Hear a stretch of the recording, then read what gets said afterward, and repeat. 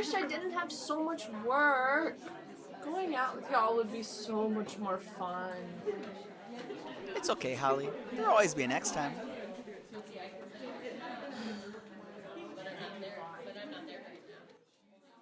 I really could have afforded one late assignment, you know. Wow, all of those people were your friends? You know how lonely I feel at school right now, so I can't wait to go through that. But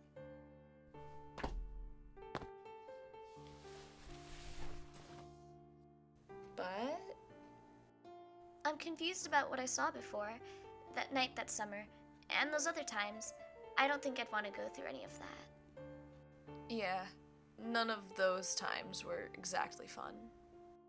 So, why did that night happen? Well, when it comes to that night from that summer, we did the best we could with what was, unfortunately, completely out of our control.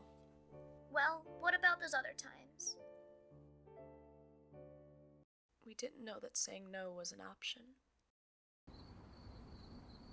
Maybe if I had learned how to feel more comfortable saying no and sticking up for myself sooner, that night that summer wouldn't have happened. I can't say for certain how many other times that I felt obligated to provide unwanted physical intimacy, but what I do know for certain is that lines were crossed that night. At this point, over the 2.5 years I was with this person, I was hoping for the day that something would finally click. Despite my dilemma, though, I still had a profound emotional and romantic attachment to this person. So I thought that, as a girlfriend, I had to do whatever I possibly could to make my partner happy. I was told that the intention was to make me feel good, and I know they didn't act upon malicious intent, yet I felt anything but good. My ability to speak to my partner on the matter was non-existent.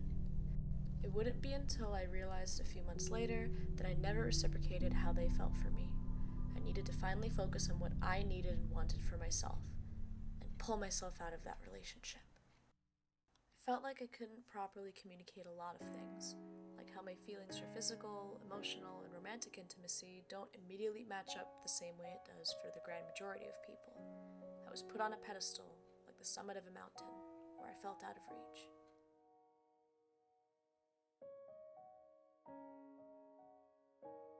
Here's the thing about mountains, though. There'll always be people who want to climb them. And they can come from the people you'd least expect. The people who matter most will make you feel valued and understood, doing their best to effectively communicate through the best and worst of times. Just because you may have trouble climbing mountains doesn't mean everyone will. Through someone else's eyes, we can learn that we all deserve a chance to love, be loved, and heal our wounds, like the way any child deserves.